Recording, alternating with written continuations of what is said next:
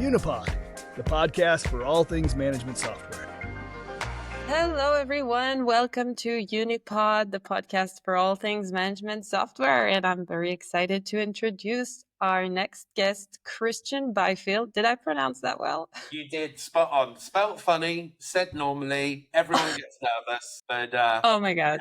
yeah, all good. Okay, I passed the first one. Now we can get going. Okay, I'm really happy to have you here with us today. Can you just please take the stage, introduce yourself and how you got into the management software world, and maybe already let us know like in which specific vertical your software is all about. Sure. So my name's Kristjan. So I work in UK real estate, primarily within residential lettings and property management. That's kind of my area of expertise. So I've owned and operated a letting agency for over 20 years over here in London. And kind of really off the back of that, we identified the need for a software solution to streamline the end of tenancy process. So the UK is one of a handful of countries in the world that has very, very strict regulated frameworks around tenancy deposits and funds and how those funds are handled, how deductions are processed. And yeah, basically it's a very cumbersome process for agents. I mean, our early research was that on average, an agency will spend about 3 hours per tenancy conclusion. But we identified that really where an agent adds value in that process, it's about 10 to 15 minutes work. Otherwise, a lot of it is just chasing, explaining, reiterating. Yeah, so that's really where that journey came from. And when you say agent, you mean the one that rents the apartment? That's right. So yeah, so our software is for letting agencies, property management companies, and large-scale landlords. We hope to in the future roll out an offering for smaller scale landlords with 1, 2, 3 properties. But right now, as a SaaS model, it's only really viable for larger operations. So I'd say kind of our typical letting agent client manages sort of roughly on average around 1,000 tenancies. Oh, wow. Our portfolio scales massively. We've got startups joining us, and then our biggest client manages about 75,000 tenancies. Oh, wow. So you have like big companies in the UK. So there's like lots of regulations, paperwork, I guess. Like this is really, you're really in the hard stuff. Yeah, the agency industry in the UK is a bit of a funny one because unlike a lot of countries, we're not licensed.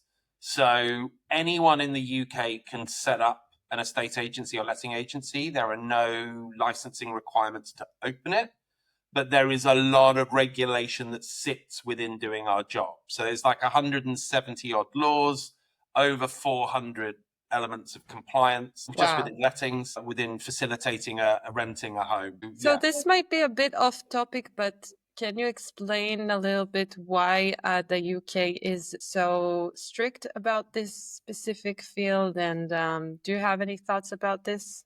So I think part of the reason is because we're not a licensed industry, because it's very unusual to have formal training. I think the attitude to training is constantly improving in the UK because there is now so much legislation. But because there are zero barriers to entry, there obviously needs to be a lot of protection for those buying and renting within the UK.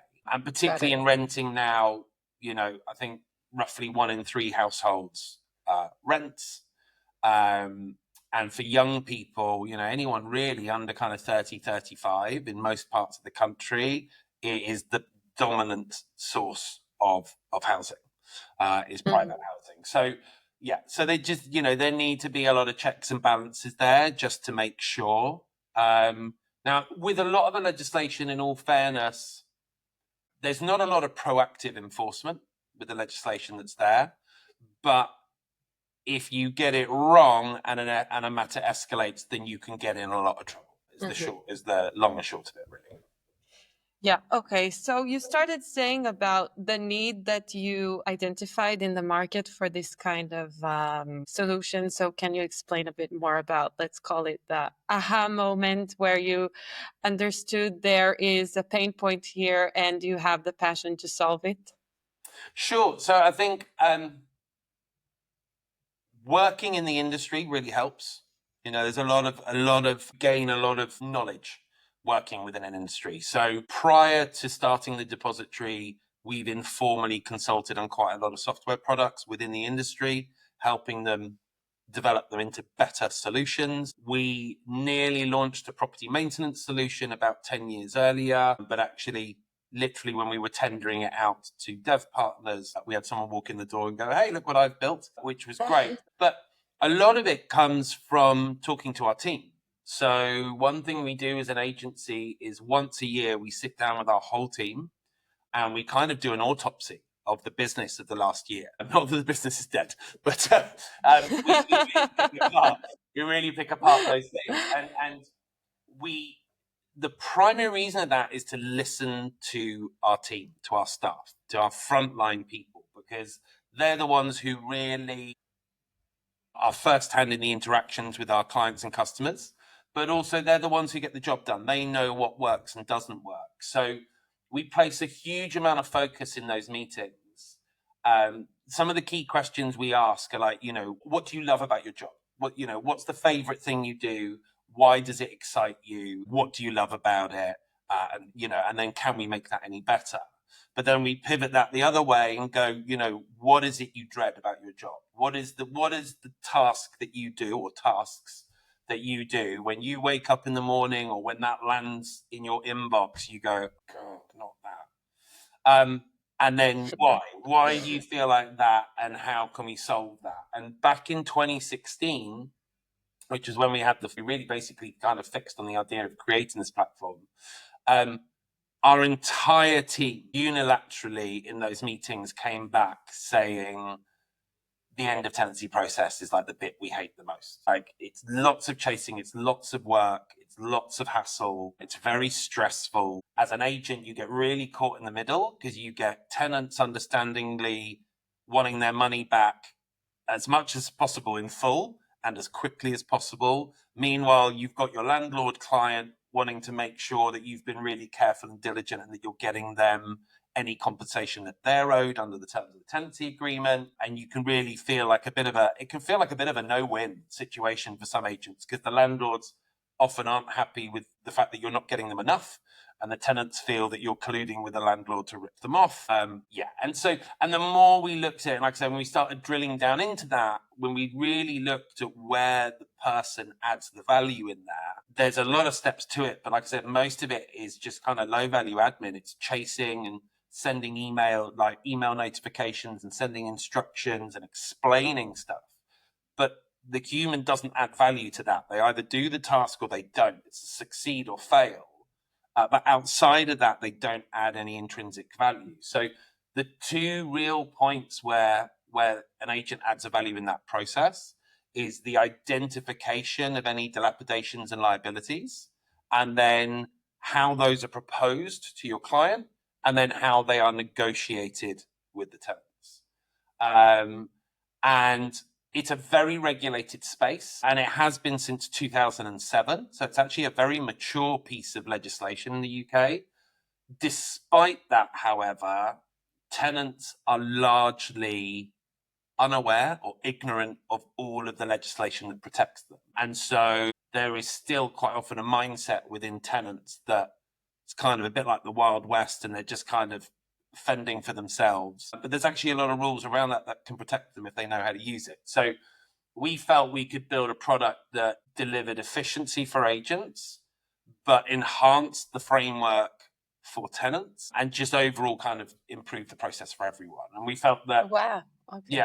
by bringing more evidence into the process, we could help agents potentially get more for their clients, but in a more legitimate way, and actually have less attrition with their tenants, because rather than having some emotive email about, oh, we're so disappointed about how you returned the property, like it's not clean enough, there's this missing, which instantly you'd get an emotive reaction from the tenant going, I don't care what you think. You're not my dad. Mhm.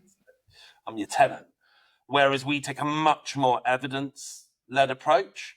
And so we try and remove that emotion a bit, and we try and make it a bit more technical and professional as that And respect. profession. And with that, also, we try to speed it up, because the average deposit return time in the UK is 21 days. Now, the average tenancy deposit in the UK sits at about £1,200, £1,300 a tenancy. And when you think for tenants moving home, they will have already had to pay out a deposit on wherever they're moving to, or if they're buying a property, On the either next way, one. there's a deposit involved. So they really want that money back as soon as possible. So we could see lots of value. And I think that's where products really work, is where if you've got more than one kind of stakeholder within the process, if you can deliver value to every member, you won't always be able to do it equally, but if you can deliver some value to each member within that process, then you can do really well. And so Wow. one of the objectives with our tenants is to reduce those deposit return times. So like I said, the national average in the UK is 21 days. Our clients currently average around 12. And our objective is to try and get that to 10 or less. So that was always our Nice. objective from the offset. Yeah, no, that's super interesting. I think the pain point that you describe, I mean, the way that you found out about the pain point is super interesting, because I hear a lot about vertical specific management software founders that come from the specific vertical or come from the specific field, but it's always, the pain point is always coming from communication with the customers. And here you're actually saying you really had this kind of relationship with your team that led to this insight, let's call it, about the pain point that there is in the markets. I mean, that's an interesting asset that you can always leverage, right, with any business or management software that you're founding, because your team is there and they know a lot, and that's an inspiring way to leverage this asset. So I wanted to ask you where usually the deposit sits, if that makes sense, in the meantime, like during the renting period, and also how long usually is the renting period in the UK or in general. So there's a few different models within the UK. So average tenancies in the UK currently sit at roughly 3 years, but it really depends. I mean, different areas, different marketplaces, obviously it's very nuanced. As I'm sure you're aware, averages are usually great at telling you little to nothing about what individual markets are doing. They tend to give you a very broad overview, but no specificities. But generally within the PRS, the private rental sector, you'll typically see tenancies run for an average of 3 years. But that will change. I mean, obviously, you've got the student-let market, which forms part of that. Those are traditionally 9 to 12-month fixed tenancies, and with tenants moving very fixed, either because they finish their studies or, whatever, they want to move for different housemates. They've got long summer breaks. Yeah, makes sense. So, and then with regards to tenancy deposits, you've got two. So in the UK, there are three, within England and Wales, you've got three schemes that are licensed by the government, which if you take a cash deposit, you are required by law to register the deposit with one of those three schemes. So there's TDS, My Deposits, and DPS are the three schemes that have secured government licensing since this started in 2007. Those three primarily offer two choices. So there's a custody. Are they banks? Sorry, these are banks? No, they're not banks. No, they're independent businesses. They're all actually quite different. So TDS is the only not-for-profit one of the three, and they're owned and operated by three big organisations within the UK rental scene. Property Mark, which is like the biggest agent membership scheme here, NRLA, which is the largest landlord body, and RICS, which is the Royal Institute of Chartered Surveyors, kind of the backers behind it. But that's operated as a not-for-profit entity. You've then got My Deposits, which is owned and operated by a company called Hamilton Fraser that do an array of things. Their insurance. They've got a completely different side of the business, which is totally different, which is all to do with cosmetic surgery and insurance in that space. And then the third scheme, DPS, is actually operated by a company called CompuShare, which is a huge global software company that does a myriad of things. It's also involved with other similar schemes in other countries. I believe they're involved in a similar scheme in South Africa and maybe New Zealand. So they're all quite different things, but they have to deliver a very specific mandate for the government. They obviously have to ensure that money is secure and protected. Under the terms of that scheme, they are all required to provide a free and independent adjudication service when a dispute arises over proposed deductions within 90 days of a tenancy coming to an end. So, they have to factor all of that into their operating costs. So the custodial schemes that they operate are typically, in inverted commas, free for an agent or landlord to use, but they keep the interest they make. So on average, those schemes hold over £1 billion or protect over £1 billion of cash. So they keep the interest and they use that interest to operate their business with. On the flip side, they also offer an insurance-backed scheme. So that allows agents and large-scale landlords to hold the money under certain criteria. So, for example, my agency, we operate on an insured scheme basis. We have to have an independent ring-fenced account that we keep those funds in. We have to have client money protection that covers not only the rent that we process, but those funds that we hold.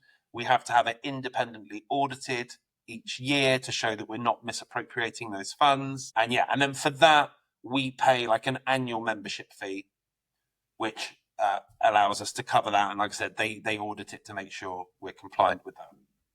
Okay. So the money of the deposit is very regulated, let's say, and it's very protected and it's somewhere safe by the government. And just to go back to your property management software, it's not the money, the deposit is not held in your business, the deposit. We don't touch the money. Absolutely not. Okay. No, we do get some people get a little bit confused about that. We're basically like a certified software partner.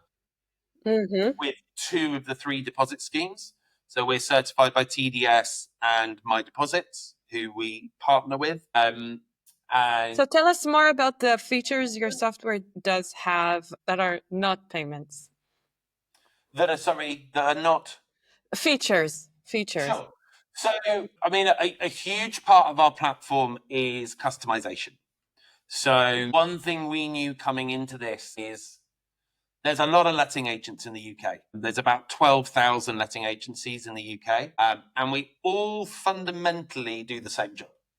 We take a property and we find people to live in it and we put them in, hopefully in a compliant way. So obviously every business tries to be different and unique. And so how letting agents fulfill that process kind of becomes part of their brand identity, right? The processes, the orders, the checks and balances they put in place, that very much becomes part of your corporate identity as a letting agent. That's kind of unique selling point. Kind of live and die in front of a landlord is justifying and backing up how and why you do things. So what we needed coming into this was we would need to have a lot of customization and configuration to our platform, because we would need to give.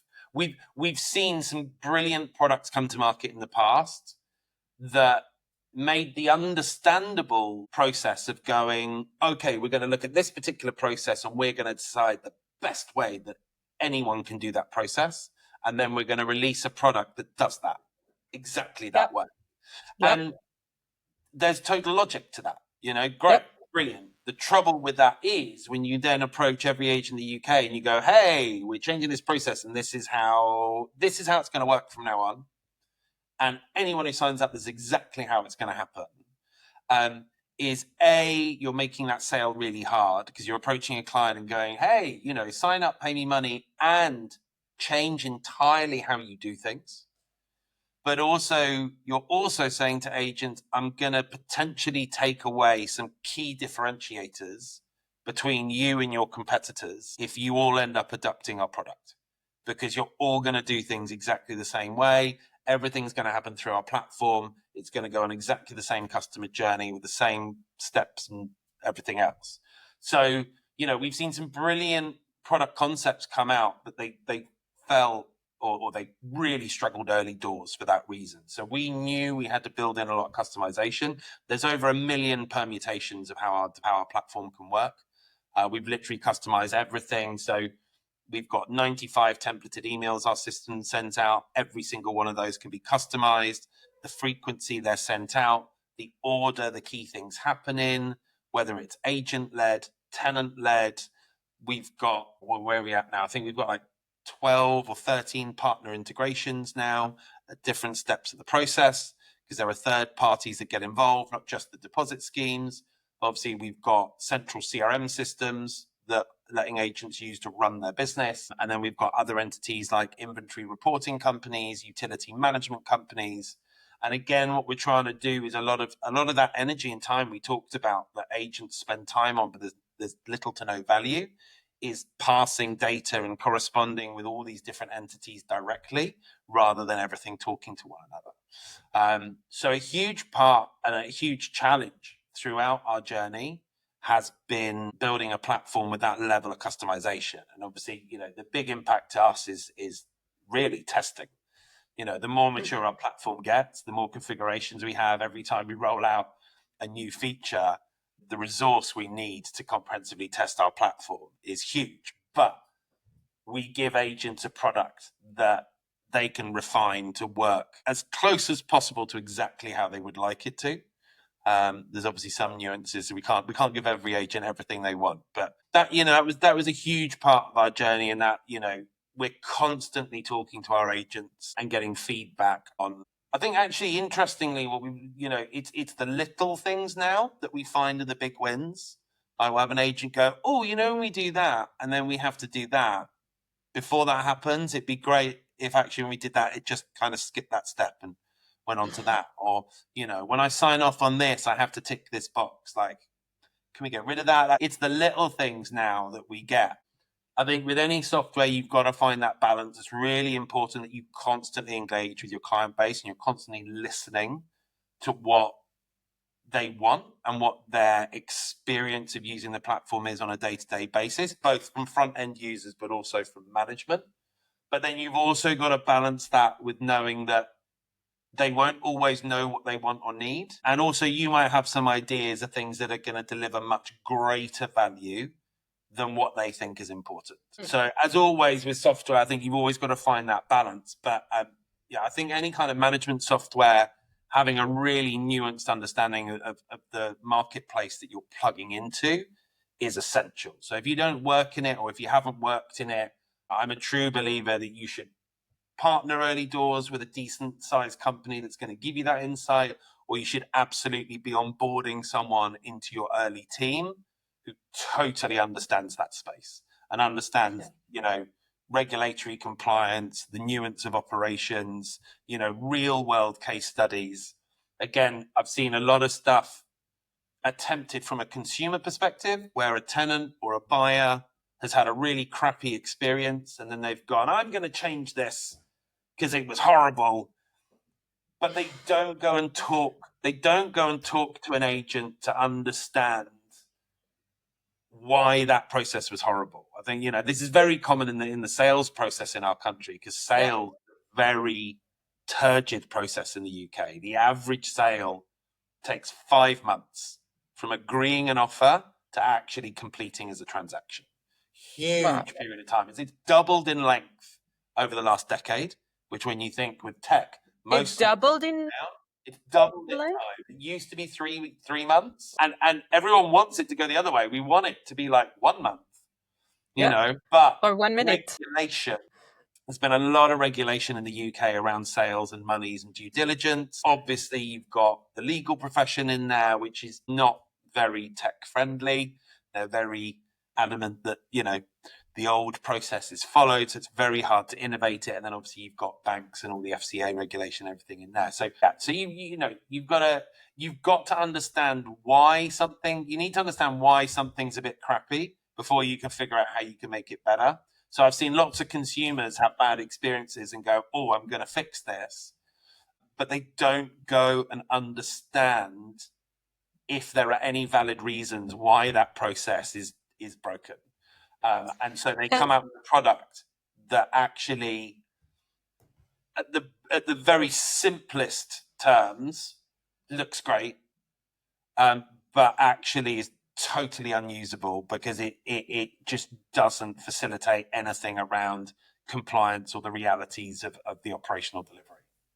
Yeah, definitely. I think the balance here between all this innovation of a founder and his imagination and vision and all that must be balanced with, really understanding the market and the specification of the vertical and its needs and pain points. So yeah, that's a really good point to highlight. And I wanted to ask you around the customization, because a lot of the management software founders try to always answer as many needs as possible in order to address as many businesses' needs so that their software is scalable and easy to use for a lot of businesses, especially scalable. So I wanted to ask you how this, I understand why the configuration and customization is really important, especially with the kind of vertical and the kind of companies that you work with.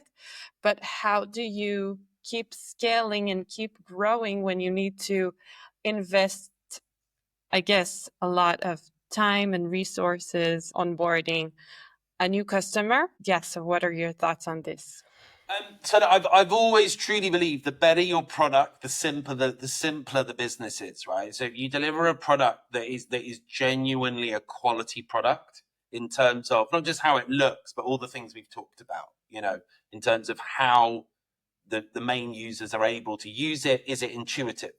Is it comprehensive? Does it align with how they want it to work? Does it plug in with key partners?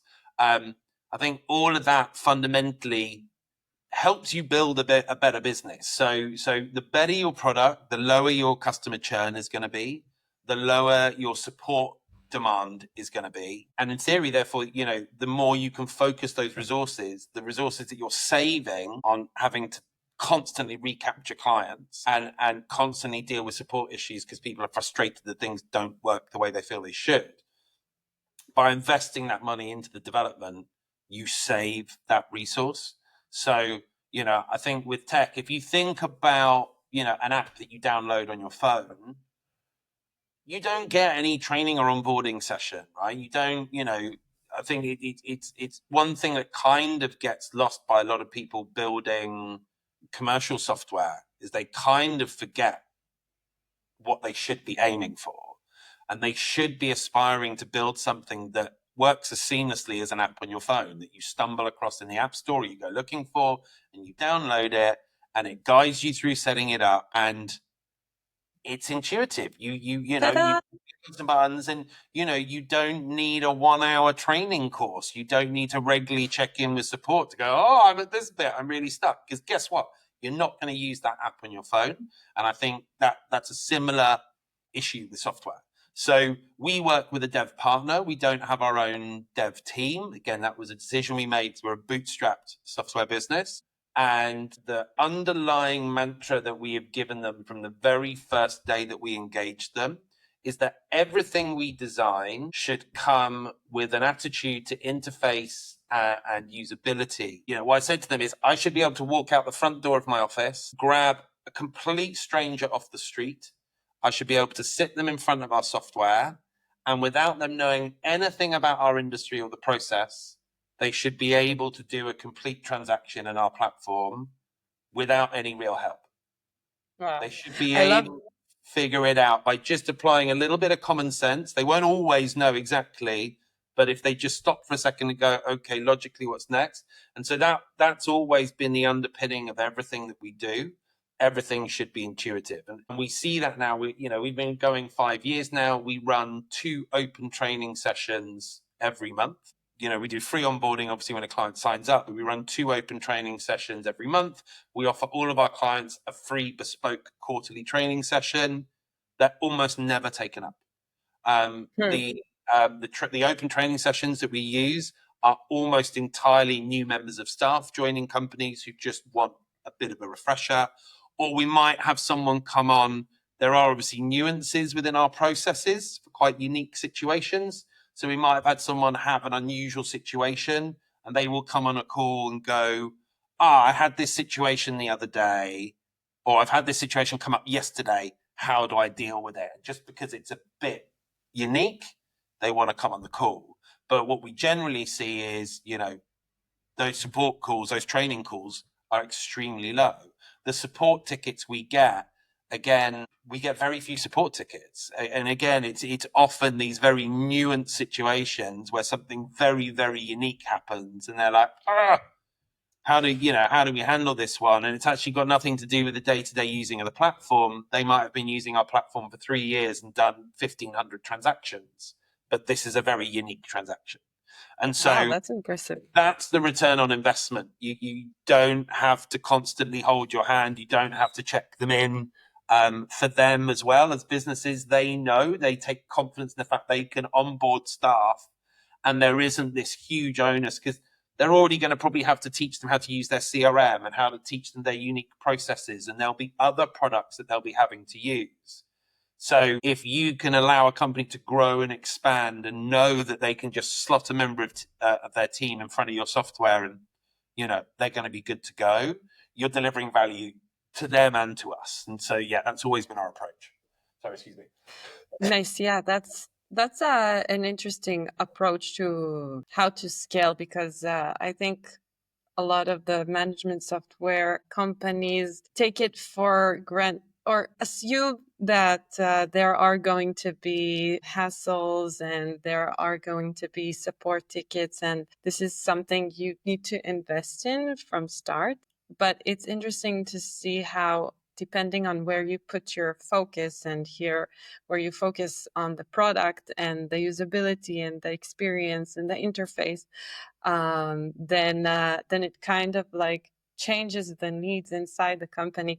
And I also really like how you talk with your team. It sounds like you have an inspiring leadership towards them with how you explain what you want. I think that's also an important part of building a management software or building a business in general that you can take from this conversation. So I like to ask all the founders or CEOs here, I like to ask them if there is a mistake or a lesson they learned or something that they would have done differently along their journey. So is there something that pops in your mind and you can share with us? Sure. I mean, thankfully, no big mistakes, no big ones. Okay. But, everything we've just talked about, that listening to clients and that building things that clients want or that you think they need. I mean, there's definitely been features that we've built over the years where we were like, this is going to be great. Like, people are going to love this. And we've rolled it out and no one uses it. And we go to people, we tell people what we're going to build and they're like, oh, exciting. And then we build it and they're like, oh, you're going to use it. Oh, we'll get around to it. And then it just never happens, So I'd say that's definitely the challenge when you're listening to clients, which is really, really important. But as I touched on at the start, you've got to run that kind of parallel thing of listening to your clients and delivering some of what they want and need or think they do, with also retaining your vision of where the platform is going to go. So, I mean, there's no major thing particularly, but there have definitely been features that we've spent money on along the way. And in hindsight, we could have done other things, which might have just grown us a little bit faster. And you need to understand your marketplace. Agency in the UK, again, is very different to a lot of other countries. In most countries in the UK, agency is dominated by big brands, either in an overall operating model or in a kind of broker structure. In the UK, that's not the case. We're actually a very, very fragmented market. So 80% of the UK real estate market is 1 to 3 branch operations. And 20% of the market is corporate, which in most countries, you pretty much see the opposite. The opposite. So the interesting thing when you're building a product is that the largest part of the market is through small businesses, but it's a very, very different product proposition than a company. Like I said, our biggest client manages 75,000 tenancies. Our biggest client manages more property than the rest of our client base put together. And so very, very different priorities, very, very different attitudes to things. And again, that's a real challenge, juggling the wants and needs of who wants what, and also how you prioritize, right? Because we will have our biggest client come to us and go, yeah, we'd really, really like you to build this thing and to make this happen. But sometimes we'll know that is totally irrelevant to the rest of our client base. And so depending on your capacity to build, you then have that delicate decision of, do I kind of sideline our smaller clients because I've got to keep my big client happy? Or do I say to my big client, yeah, you're going to have to wait? And it's that delicate journey. So I think particularly in our marketplace, that's a challenge. And again, like I said, the things that appeal to big entities, we've got a handful of really big operations in the UK, who, probably the largest 5-6 businesses probably have somewhere in the region of about 30% the PRS. But then you've got, 70% of the market, which is handled by 80% of businesses on an increasingly small level. So, and then you've got nuances within that, because a small operation, like my letting agency in London, is a small outfit, but our marketplace is insanely different to a small agent who, for example, works in the north of Wales, where their average rent might be a fifth of what ours is. So there's so much nuance. I think that's always the biggest challenge. So I think the simpler the structure of the industry you're trying to automate, great. If you're going into an industry where it's dominated by like 5 big corporates, you're going to live and die by those 5 big corporates, but at least you've got a really clear focus of, these 5 guys own 80% of the market. If we get one of them, we're flying. If we get 2, we're good. And if we get 3 or more, hallelujah time. That's interesting, because I see this a lot in terms of verticalization, where you really need to choose which specific companies are you going to serve and do it well. And here in the property management, it sounds like the size has a lot of effect, but I think it applies also to other verticals. So for example, in the sport management software field, I see how boutique studios need different management software, yoga studios need different management software, and swimming pools need different management software. So it's important, I think, from what you say. What I take is that in each vertical, there's always where to go deeper, and you need to kind of have the vision of where you are going, who is the ideal customer profile that you are targeting. And it's okay not to serve the whole rental space or tenancy space vertical, because it's best to serve quality. Then you can aspire to one day serve most or whole of the market. I think you've got to understand those priorities are. And I touched on early doors about the fact that we don't really have products for private landlords. Now, private landlords, when I talk about that, they're landlords who primarily don't use letting agents, or if they do, they only use the letting agent to find a tenant, and they do all the property management themselves. Now, again, I've already explained how broken the market, how segmented the market is from an agency basis. Only half of all UK landlords, roughly, use a letting agent. So these are very rounded figures, but there are roughly 4 million private rental homes in the UK. There are approximately 2 million private landlords. So on average, they have 2 properties. So again, it is a very fragmented market in that respect. And of those 2 million landlords, roughly only 1 million use a letting agent. And I think it's only about 36%. So what's that going to be? Only about 600,000 landlords use an agent to actually manage their property. So you've got about 1.4 million landlords who self-manage.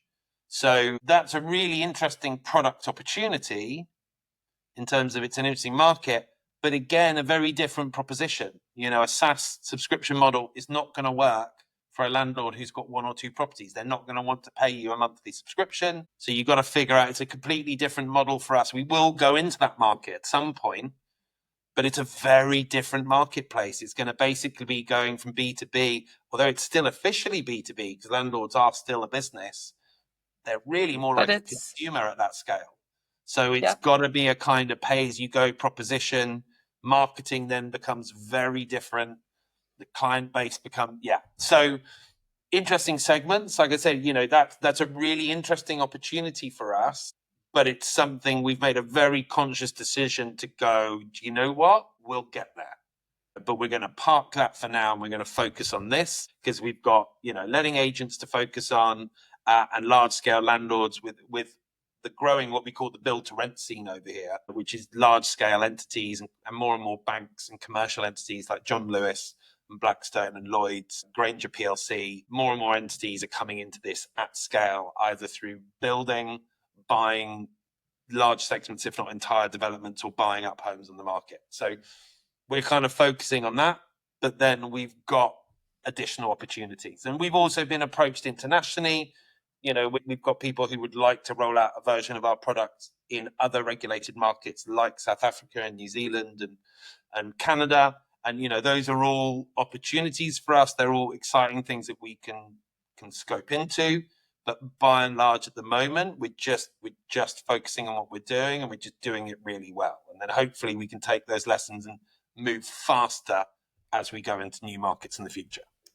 Nice. Yeah. And I think the key highlight here from what you say is the conscious decision, right? Because it's not like you cannot expand to different markets in different places or different segments inside the area you're already catering, but it should be not from a tempting opportunity that just ran into your hands, and it's really something to think of, evaluate, and put into your product roadmap, as far as I understand from you. Yeah. So as we come to an end, I like to finish with that, and let's call it an imaginary question to spark your to spark your imagination. If you had double the budget tomorrow morning, what's the first thing you'd invest in? For us, it's as I've iterated, really, it's all about product for us. So we have a very good idea about what our roadmap looks like in terms of what we're building and what opportunities that opens up for us. So for us, it would just be doing that faster. Like we already know really what we already obviously know the rest of this year, but we've pretty much mapped out the middle of next year. And then we already have a loose framework for what we're going to deliver in the next 6 to 12 months after that. So it would literally just be compounding that. That's what we would do. That's all we would do. Build more faster. Amazing. Speed to market. Yeah.